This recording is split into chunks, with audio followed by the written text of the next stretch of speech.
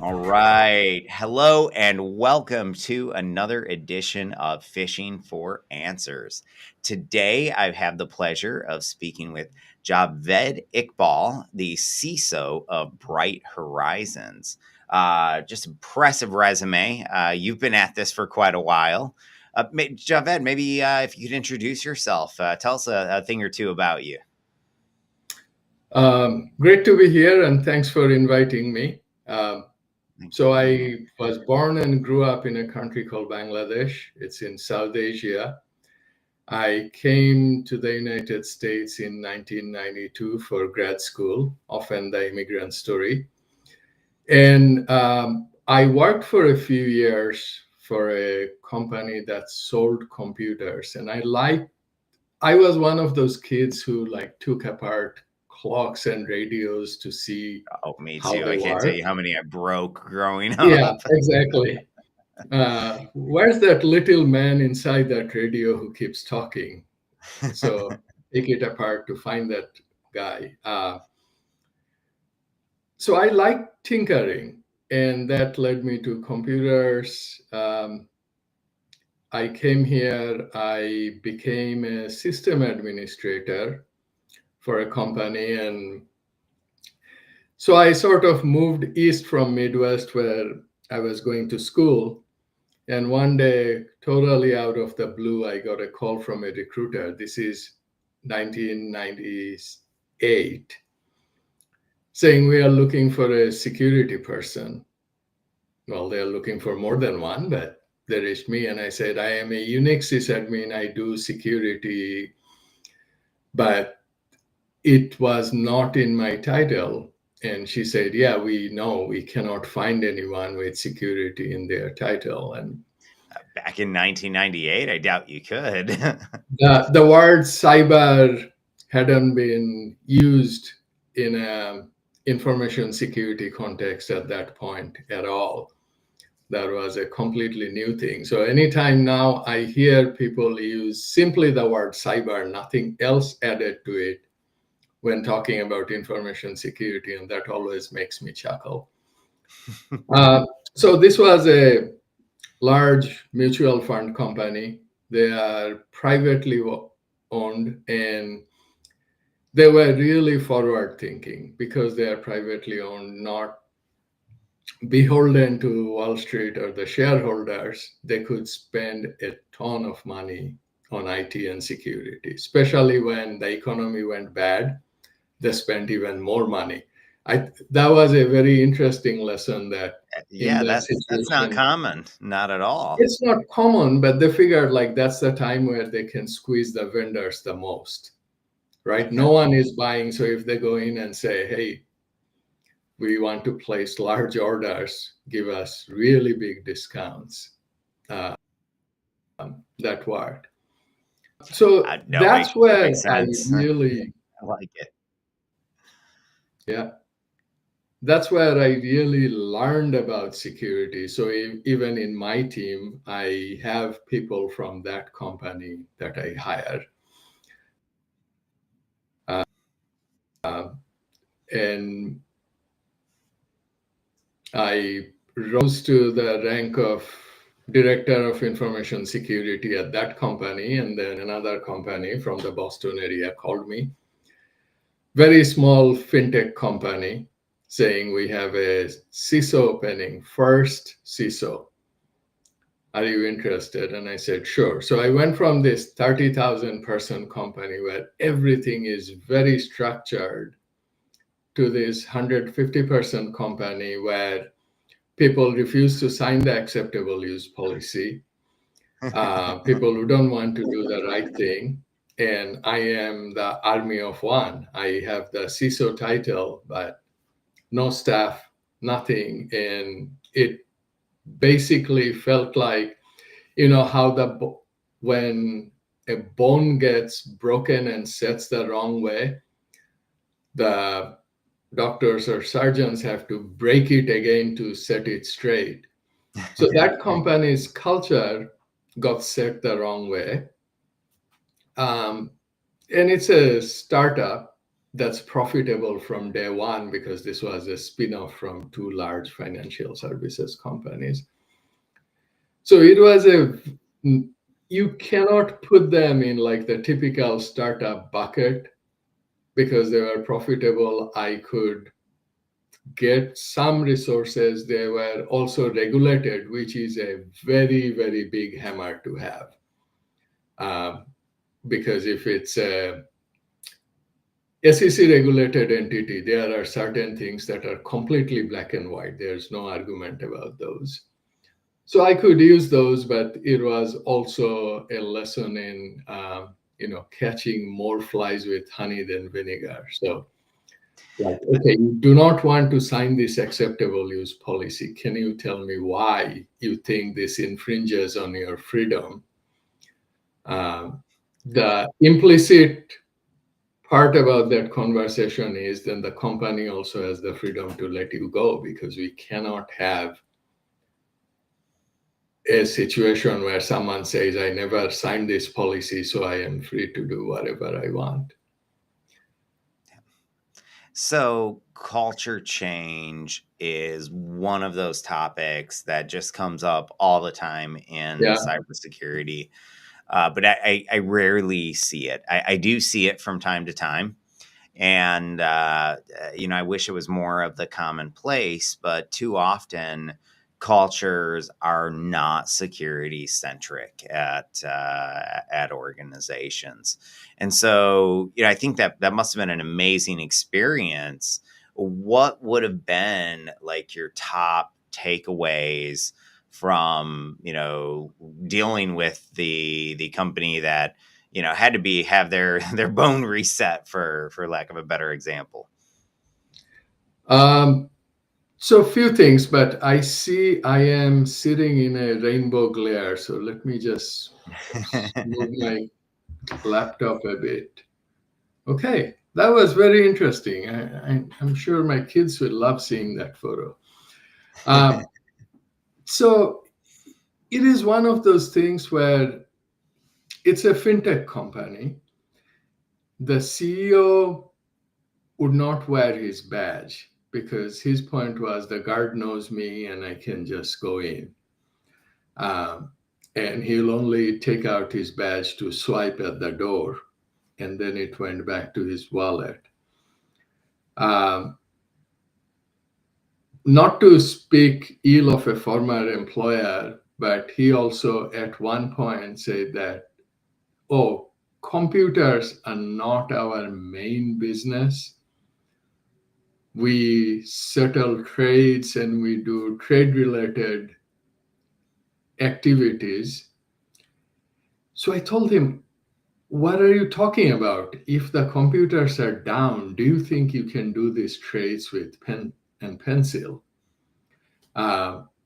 So it was an astonishing revelation to me that the CEO of a company who knows that technology is the lifeblood. Without technology, there is nothing. They don't have any physical presence other than the offices. One in New York, one in Boston. They do not deal with customers face to face.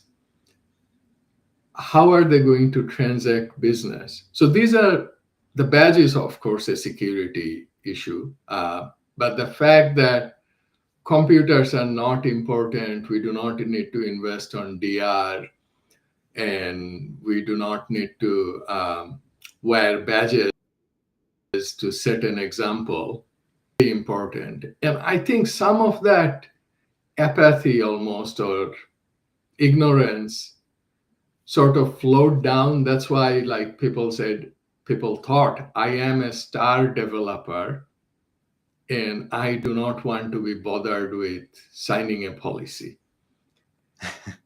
And I said, I mean, look, I've seen that. I've been that guy before, actually. Yeah. Okay. So it was a interesting thing, and working with these people. I will digress for a second. I'll move over to another topic and then I'll come back. I am quite active in the Metro Boston CISO community. So we talk a lot about experiences, etc. And I see fellow CISOs sometimes saying, "Yep, this happened, and I couldn't make them do it." And I said, "Okay, sign the risk acceptance, and it's fine." Um, And with the SolarWinds and Tim Brown being sued by the SEC, I don't think that cuts it anymore. The CISO might be held personally responsible, liable, if they know about something and it's not addressed. And I also have a very black and white view about certain things. There is a red line where I think mere risk acceptance is not enough. I still have the responsibility to protect the company, its reputation, and its revenue. And I will either insist on getting that fixed or I will say, I am leaving. So I I, once wrote this post. Sorry, go ahead. just to make a comment there, I think any risk acceptance, my opinion, should come with mitigating controls. Yeah, So if you want to get a risk acceptance approved, you've got to have mitigating controls in place. yeah. So I once wrote a post on LinkedIn saying, can you say no to your boss or the CEO all the way to the board? Um, So I was at this CISO summit this week, and one of the keynote speakers was saying that their job is to say yes and someone proposes something that goes against security principles, and they will work with them, negotiate, they will say yes and add security features to it. And I have a slightly different view. Maybe out of a million interactions like this, one time I'll say no or hell no. And being able to look the CEO in the eyes and say no under no circumstances, I think the CISO has to have the guts and the spine to do it. And not necessarily a cyber example. If someone says, okay, I am going to bribe this person, how can you say yes and to that? I have had situations, we have this gift policy for like $250 or above. You cannot accept a gift. So one of my team members received a Boston Bruins jersey that was $280 or something. So they came to me and said, hey, what do I do with it? I said, fine, keep it. Whatever. Doesn't matter. I know you are not doing the vendor any favors. The situation changes. This person is not a decision maker. I am a decision maker. I would not accept that jersey. And these are not situations where I say yes and someone said, oh, the customer is asking us a direct question. Can we fudge the answer? And the answer is absolutely no. We will not fudge the answer. We'll try to work with the client and say, hey, here's this thing where we are falling short and give us 3 months or 6 months to fix it. Here's our plan, but it will never be, oh, everything's green. So you asked me a question about changing culture, and I sort of went well beyond that, but I just wanted to explain my security mindset first before I went into how I work with people. Okay, makes sense. So, well, that just brings up a whole bunch of different directions we could go. Actually, um, let's jump straight over to uh, stories. Actually, I think that's a really great one. Tell us about maybe, I don't know, one of your most memorable cyber stories, whether it's just internal politics or an incident or anything. Is there anything that sort of stands out as, I don't know, more memorable than the rest?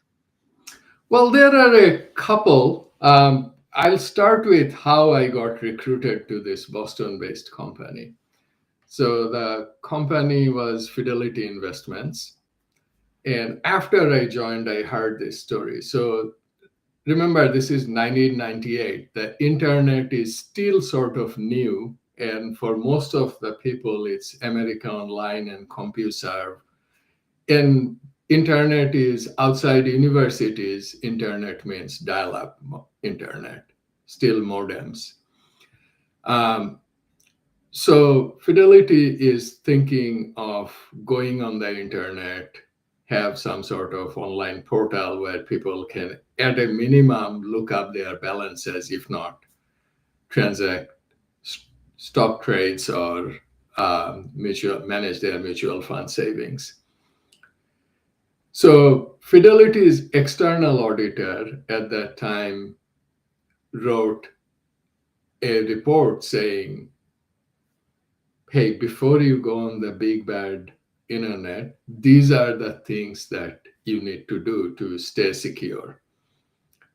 And that report languished, and no one really paid attention to it. So Fidelity Mutual Fund has the equivalent of a board of directors. They are called trustees. Okay. So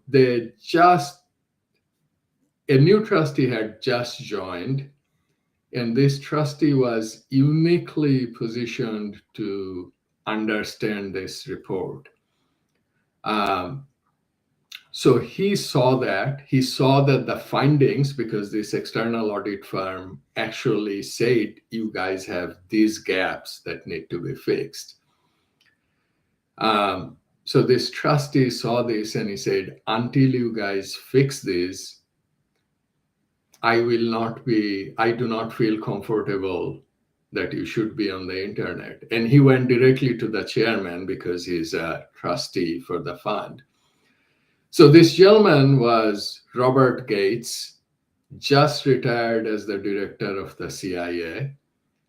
So I don't know what the number was, but he was probably a handful of people on the business side to really understand the implication of that report, and also someone who could actually go to the chairman. So the company got security religion overnight. And like I said, they were not averse to spending money. They just wanted to understand where that money needed to be spent. To that point, a lot of people sell features when they need to be selling risk mitigation, Yeah. and that's why they don't get budget. Yeah. And so when the chairman was made aware and someone explained it in very stark terms, someone that he really respected, obviously it resonated, and suddenly, like, yep, we need to ramp up our security. So they had security before, but they decided to bring in a new cohort of technical people.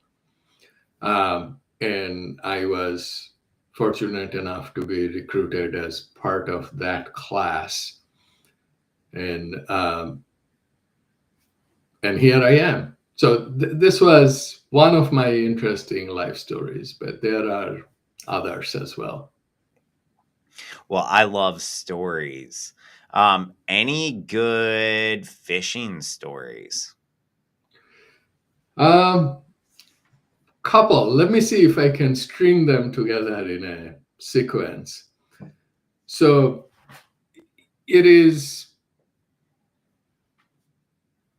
there are some phishing emails that are really, really obvious.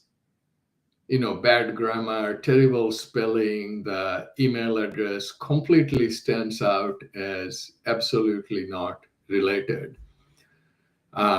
We get this phishing emails where it's an executive impersonation. So the CEO's name, saying, hey, can you call me back with your cell phone number? I have this urgent task to do. It's gift So, cards. yeah, the gift card scam. So one day I received an email from Javed Ikbal saying, hey, Javed, this is urgent. Can you call me back? I'm sorry, can you text me? I'm at a conference and I cannot talk. Sincerely, Javed Ikbal. So they're probably blasting this out and they did not even notice that they were emailing me, impersonating me. That wouldn't happen nowadays. AI is smarter than that. Yeah, but human intelligence will always, human stupidity will always beat AI Artificial intelligence. intelligence. Yeah. So Probably. a couple of days ago, we were getting these phishing emails where the link led to something.it, an Italian top level domain. So we blocked it. So the phishing email is appropriate for the season. And this is a PSA for listeners or viewers. Year end, there are always these annual performance evaluation or bonus or salary discussion or something like that. Phishing emails that have high probability of A, the email will be opened, B, it might be clicked. So we have developed, this culture where people report this regularly to us. So for the listeners, if not this year, next year, end of year, please make your user population aware that there will be phishing email involving compensation or performance appraisals, etc.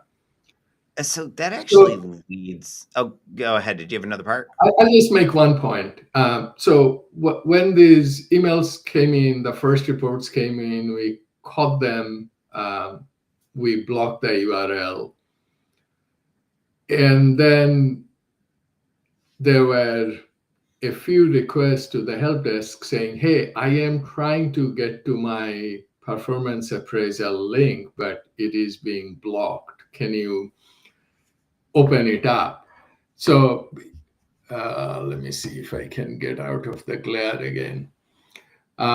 So it validates my concern that you add performance appraisal or something to do with compensation, and some people recognize the phishing attempt. Some people are so anxious they are actually opening tickets saying, I cannot get to my JPA, can you open it up? So the people who do this phishing, they understand human psychology and then they exploit it, unfortunately. There are approximately 182 different cognitive biases that are these mental shortcuts we all use every single day to quickly make decisions. The problem with that is that that is exactly what's being exploited by the hackers in order to get us to have that emotional response to the email and click on that link and give them our credentials or open that document or whatever the goal of it happens to be, authorize that app. That's the one I see a lot of, because when you hack APIs, you don't often hit multi-factor. And Right. so it's a lot easier for me to have a user authorize an application for a business email compromise than it Yeah. is. And by the way, I can run that business email compromise so much better through the API than I Oh, yeah. ever could by actually logging into their inbox. And so, whatever that goal happens to be, they prey on your emotions. And there's these different cognitive biases. Like one of my favorite that I used all the time when I was an ethical hacker was sunken cost fallacy. And what that says is that the more time you've invested into something, the more likely you are to continue with that something, regardless of red flags. And Yeah. so I found that if I made it really hard on you to run my malware, you were more likely to run my malware because the few fails that you had before you ever even got to running the application would outweigh any red flags, like, for example, virus warnings that might pop up. And I mean, I literally had people click through their AV warning them about this stuff, my files, and because they had invested time, they would just continue on. Wow. So it's fascinating, the behavioral science and the psychology behind why we click. Um, Along those lines, though, one of the things that I've seen is that sometimes, particularly when we try to emulate those types of fish that you just mentioned in your PSA, users get upset. So, Yeah. have you ever had a user get upset as a result of a phishing simulation? And if so, what did you do to mitigate that?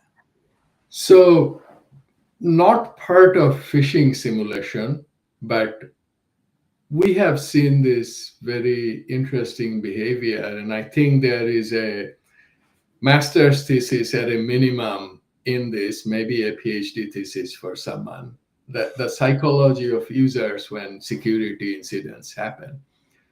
So someone reports a phishing email to us. We go into our email security gateway and we find all the people who have received that email.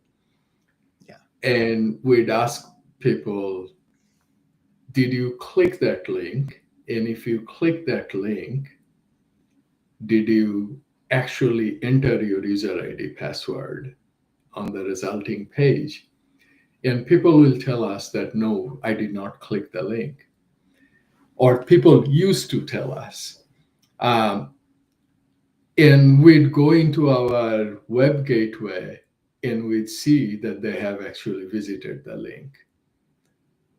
And there is an embarrassment factor that plays into it. And I have worked really, really hard to convey the message that you are creating an enormous risk for the company by not telling us. We are not going to yell at you, even if you gave away your password, Or worse.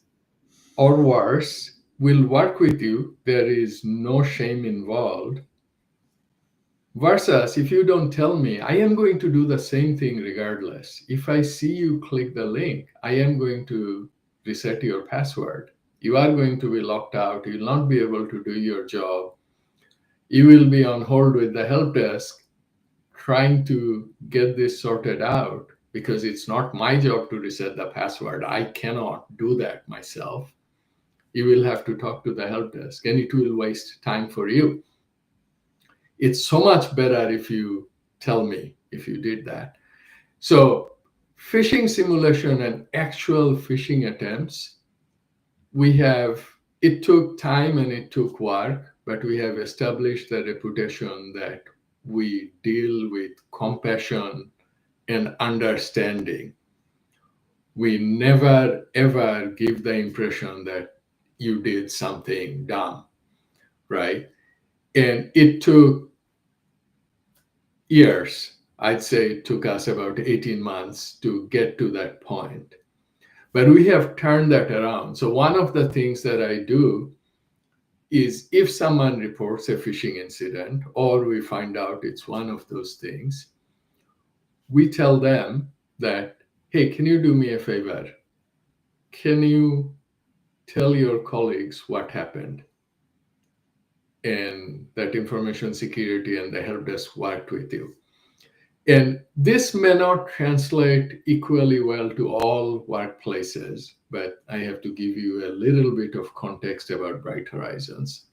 So we have 1,300 childcare locations across multiple countries. That's a And lot. these locations, yeah, and these locations operate as independent. They have their own colleagues. They never come to the HQ and they are always busy taking care of children. It's not an easy job. So I these imagine people they are, don't have a lot of time for security they do awareness. not, they do not. So we have built a special security awareness training for them. And What's that these look are like? its highlights. So instead of a 1 hour security awareness training, it's a 15-minute training sort of facilitated by the center director or one of the senior people at the center, and it's a lunchtime gathering, etc. Okay. And these people are also very close to each other. They are friends, they work side by side, day after day for years. And so when one of them reports something and I tell them, hey, can you do me a favor? I ask this as a personal favor. Can you tell your colleagues about it? That has a huge impact when someone, the other coworkers consider a trusted colleague or even a personal friend tells them, hey, I had this phishing email and security told me why it's bad and why I shouldn't click on it. And that is worth 1,000 hours of training, that 1 minute conversation from a close friend, because there is this implicit trust between those two persons. So that is a very important lesson. So, one of the things that I've realized, or I guess one of my favorite stories, rather, was about this hedge fund CEO, New York City. You definitely know the type from the sounds of it. And we were talking about how they had this serious security awareness problem, and their users were susceptible to phishing, tailgating, thumb drives, you name it. They probably had that finding in their report. And so we go through and we tell them this, and he says, well, I'm already doing all of this and it's not working. I'm not willing to spend any more than 1 hour per year of my employees' time to train them. They're busy. If they're not trading, they're not making me money.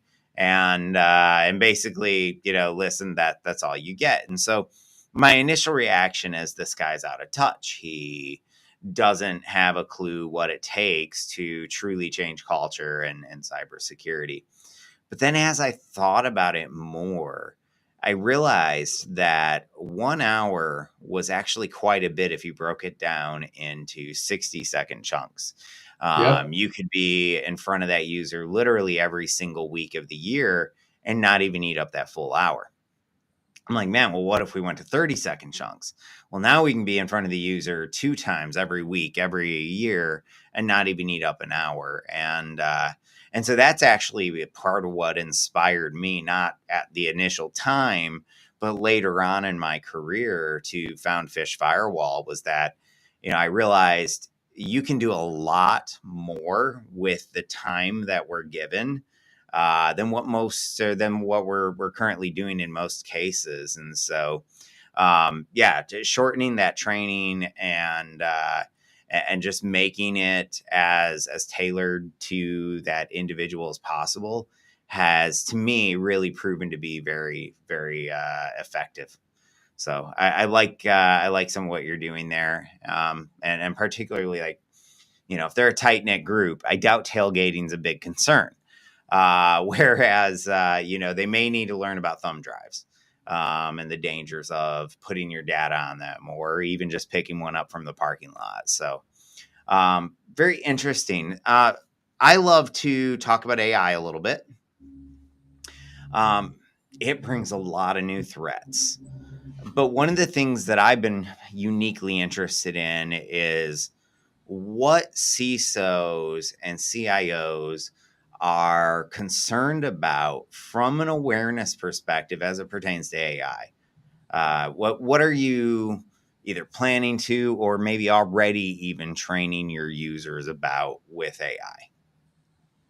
Yeah, so this is one of the things where I sort of decided that if I do not put guardrails early enough, we'll have a problem. I can see And that. this is, even then, I was probably a few months late. So let me start by framing first how I see the AI security risks.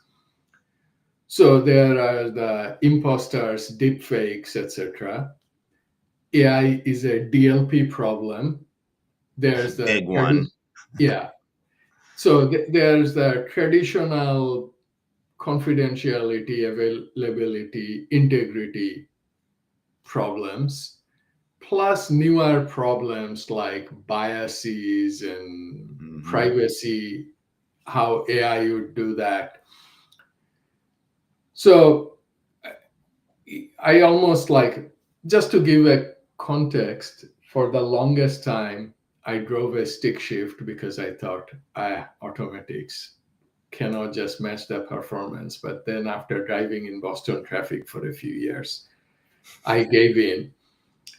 So every time I see a new security problem or a new technology, I think it just boils down to the basic security first principles. You take care of the foundational security issues, and it would address 80-90% of the problem. So yes, AI is completely new. It poses DLP problem in a new way, but it's still a DLP problem. So you can solve some of that using traditional DLP tools. So my approach to this is first a policy. If you don't have a policy, you cannot give a consistent message to all the stakeholders, right? Number two, inventory. If you don't know how and where AI is being used, how can you secure that? And the third one is, how do you make sure that only approved AIs are being used? So based on those, then there comes like secondary problems. How much money do we spend on AI? And are we spending money on the right AI? What if we go down the wrong way and spend a ton of money and then realize it doesn't work well?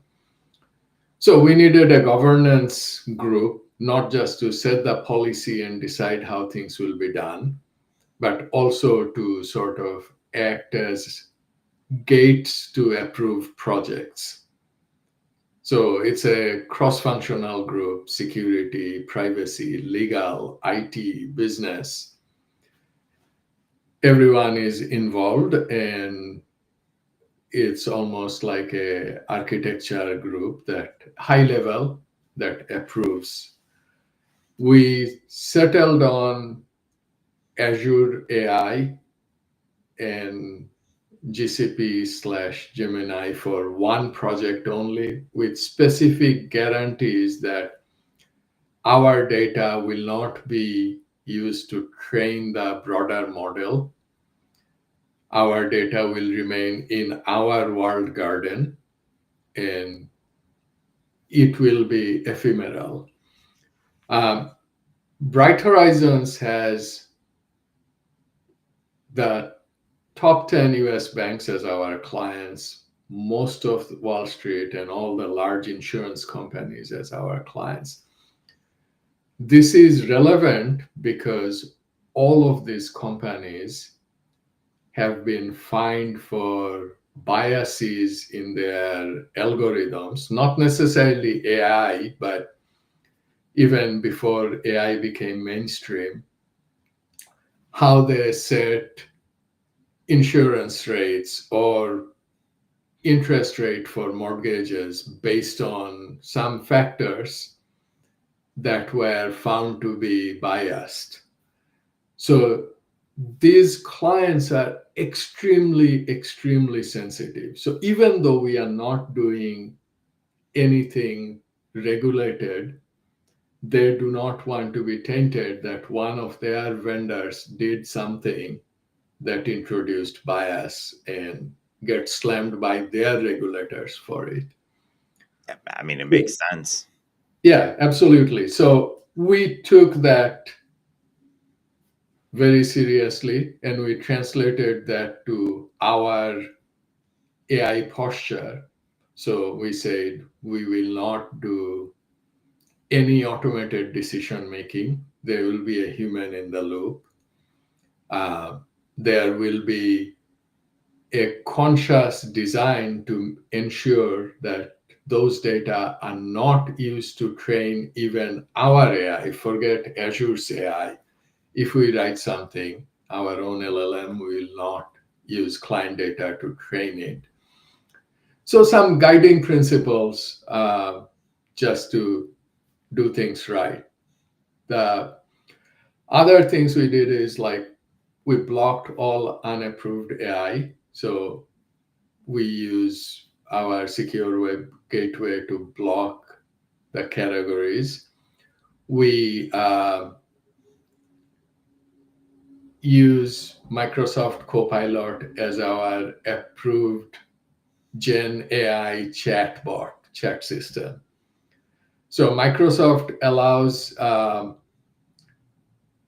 corporate version of the AI to be mandatory if you send certain headers through your web browser.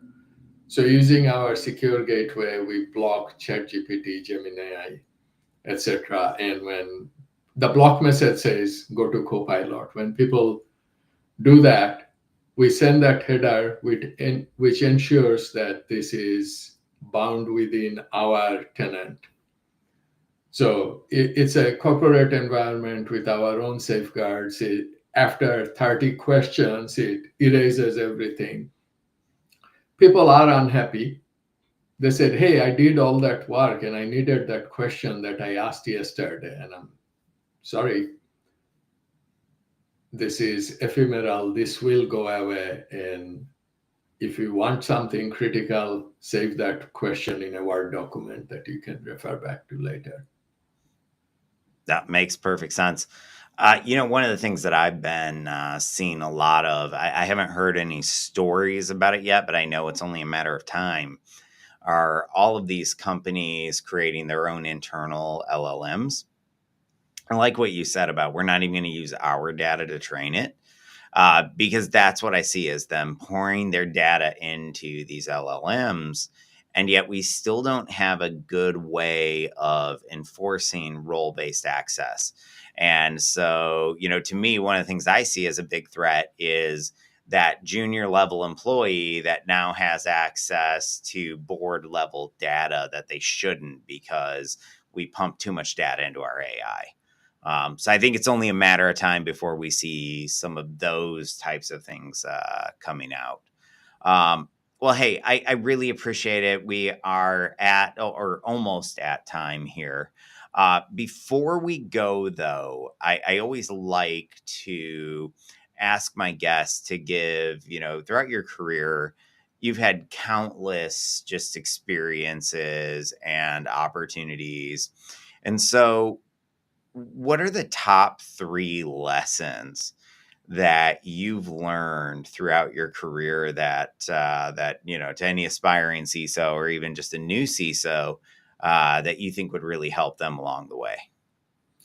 So I guess one of the aspirational um, goals for CISOs is to have independence and report to the board, because that's where there are meaningful changes to be made. So someone gave me this advice a long time ago. 3, 4, 5. At most, you will get 3 slides, no more than 4 bullets per slide, in 5 minutes. Whatever you have to say it in 5 minutes. Then questions can take an unlimited amount of time. But if your presentation to the board is taking 5 minutes, it's too long. So that oversimplifies it because it says nothing about the content and the tone that you should set. I thought that was very useful. I sort of touched on the other thing. If you want to be an effective CISO, you have to have the ability to say no. Do not think that your job is to always say yes. you will get in trouble. I say this from seeing real life examples all around me. And the third thing is that this is just a job. Leave enough time for friends and families and hobbies, and do not drown in this. This is where insanity starts, when you are obsessively threat hunting, etc. There will be ups and downs in your career, but with a smile, there will always be a tomorrow. I like it. That's great advice. Well, hey, Javed, if you can stick with me just a bit longer. For everyone viewing, thank you for watching another episode of Fishing for Answers. We'll actually be back later today with another episode.